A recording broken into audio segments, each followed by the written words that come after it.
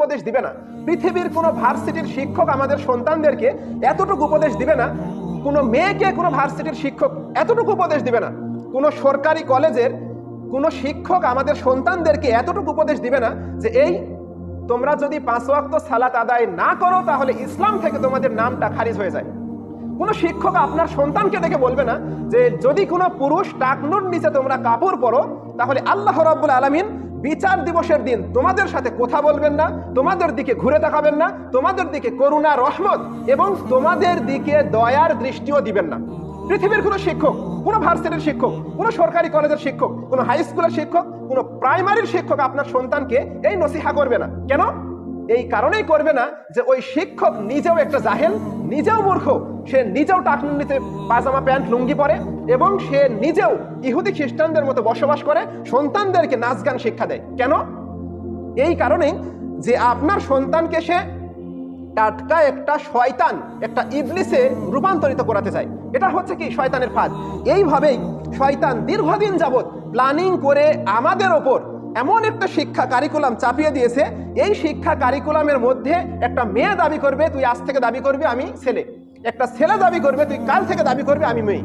তার মানে কি আমাদেরকে ট্রান্সজেন্ডারের মধ্যে আওতাভুক্ত করে আমেরিকাতে যেমন অধিকাংশ যুবক আজকে যুবকে যুবকে জেনা করছে, মেয়ে মেয়ে জেনা করছে, তার মানে পুরুষে মেয়ে জেনা কমপ্লিট, এবং বিবাহের মাধ্যমে যে হালাল সম্পর্ক এটা থেকে তারা বিচ্ছিন্ন হয়ে আজকে শতকরা 45% আমেরিকান যুবক আজকে যুবকে যুবকে প্রেম করে, যুবকে যুবকে পরকীয়ার সম্পর্ক করে, যুবকে যুবকে ঘনিষ্ঠ সম্পর্কে তারা লিপ্ত হয়, যেটা আমাদেরকেও এই শিক্ষা ব্যবস্থার মধ্যে ঢুকানোর চেষ্টা করা হচ্ছে।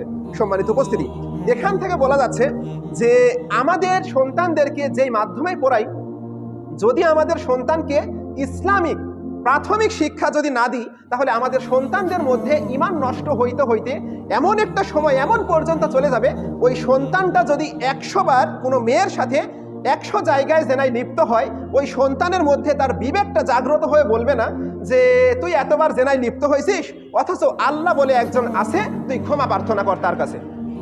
অথচ এই যুবক যখন কিছুদিন পর একটা রাষ্ট্রীয়ভাবে পুরো দায়িত্ব পাবে, তখন সে দায়িত্বের অপব্যবহার করবে, সে ঘুষ খাবে, সে দুর্নীতি করবে, সে অসংখ্য মেয়ের সাথে, এই যে একটা ক্ষমতার পাওয়ার কারণে অসংখ্য মেয়ের সাথে জেনায় লিপ্ত হবে। কেন?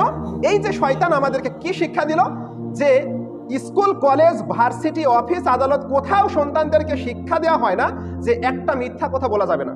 তো যেই সন্তানটা ইসলামিক শিক্ষার বাইরে একটা নাস্তিক্যবাদী শিক্ষায় মানুষ হলো, এই সন্তান কখনো বুঝবে না যে আল্লাহ কি, এই সন্তান কখনো বুঝবে না রাসূল কি, এই সন্তান কখনো বুঝবে না সালাত কি, এই সন্তান কখনো বুঝবে না সত্য কথা কেন বলবো, কি জন্য বলবো।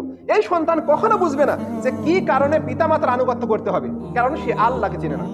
আল্লাহ ভীতি এই কারণে প্রত্যেকটা মানুষের মধ্যে থাকা এতটাই জরুরি। আর এই শিক্ষার প্রথম শিক্ষক হচ্ছে আমাদের পিতামাতা, যেটা জন্মের পর সন্তানের যখন সামনে আজান দেওয়া হয়, এই জন্মের কিছুক্ষণ পর থেকে মা তার সন্তানের সামনে বলবে যে আমি আশহাদু আল্লা ইলাহা ইল্লাল্লাহ, আমি সাক্ষ্য দিচ্ছি আল্লাহ ছাড়া সত্য কোনো মাবুদ নাই, ওয়া আশহাদু আন্না মুহাম্মাদান আবদুহু ওয়া রাসূলুহু, এবং মুহাম্মদ সাল্লাল্লাহু আলাইহি ওয়াসাল্লাম তোমার আমার সারা পৃথিবীর সকল মানুষের কাছে আল্লাহর পক্ষ থেকে প্রেরিত বান্দা ও রাসূল। তার মানে যখন একটা শিশু ভূমিষ্ঠ হয়, আজানের পর তার মা তার বাবা ওই সন্তানের সামনে এই কালিমার দাওয়াতটা তার মধ্যে দিবে এবং বলবে লা ইলাহা ইল্লাল্লাহ, আল্লাহ ছাড়া সত্য কোনো মাবুদ নাই, আল্লাহ ছাড়া সত্য কোনো রিজিক দাতা নাই, কোনো বিধানদাতা নাই, কোনো জীবনদাতা নাই।